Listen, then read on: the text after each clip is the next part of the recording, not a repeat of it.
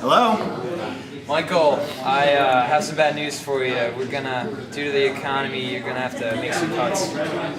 Oh no, you're not shutting down our branch, are you? No, it hasn't gotten that bad, but you're gonna have to fire some people. Oh man, how do I know who to fire? It's not my decision. It's up to you, man. All right, I'll think of something.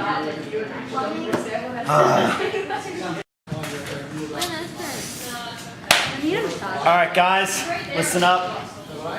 Got a really important announcement. You know what? I'm gonna go in the conference room. This is pretty important. Come on.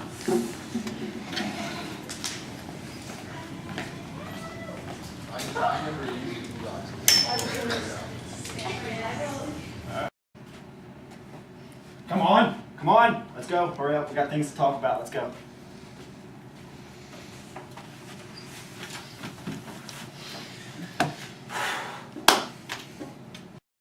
Gentlemen, I've got some big news from the big guns up top. Wait a minute. Hold on. As you all can tell, the recession has hit the paper industry pretty hard.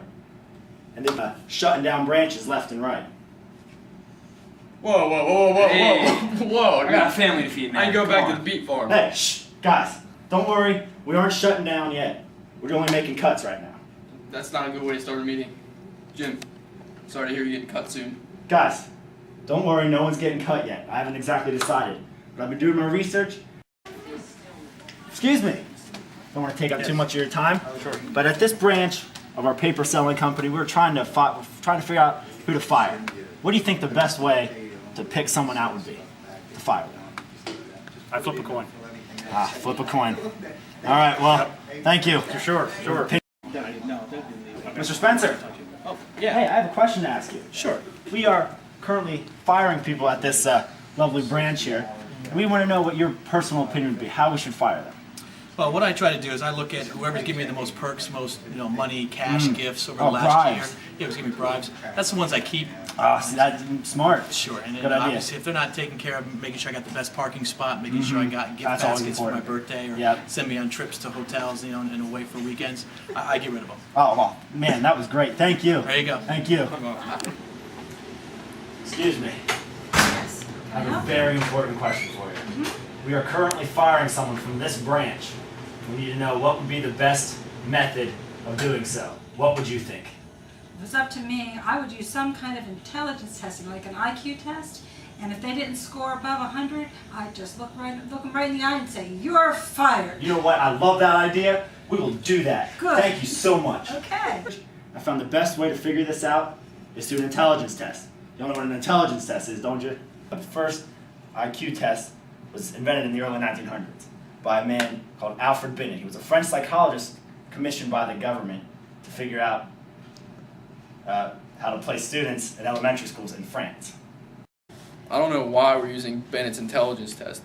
Everybody knows it tests for attention, memory, and problem solving, which has nothing to do with selling paper. Now, Bennett's intelligence test determined mental age.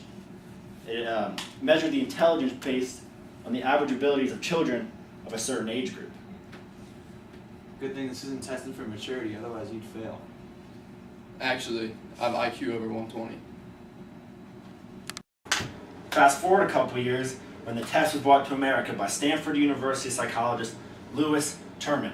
That's where he standardized it and published the Stanford-Binet Intelligence Scale in 1916. Thank God. French can't do anything right. Agreed.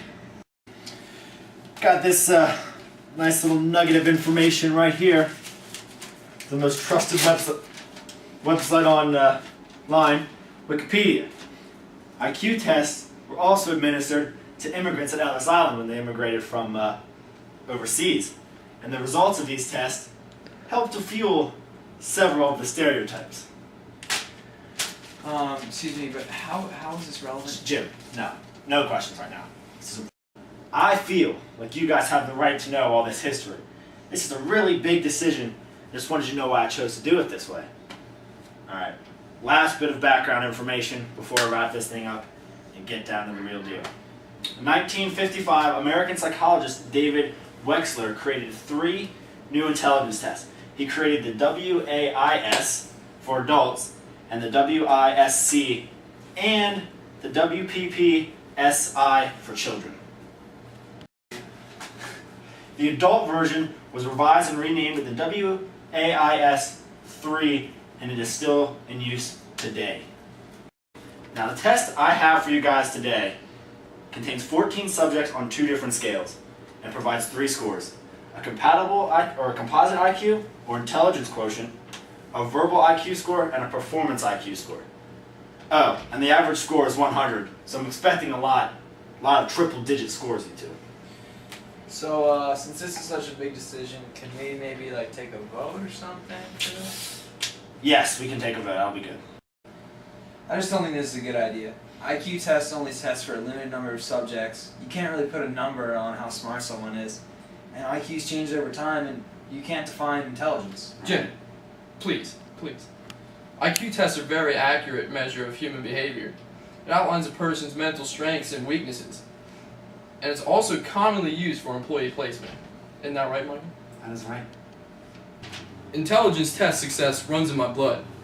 During World War I, the Army used tests to rank soldiers, and my great-grandpa took the Army Beta, which was orally administered because he couldn't read. Rest in peace, old granny. This is his walking stick.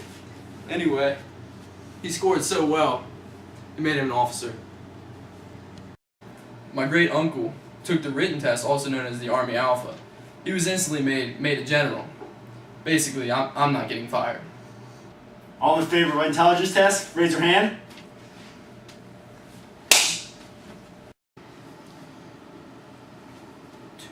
Two plus 2. Always get this one.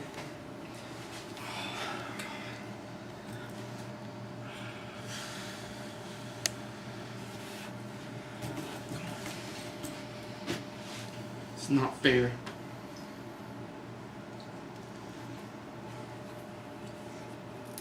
Hold on. 6.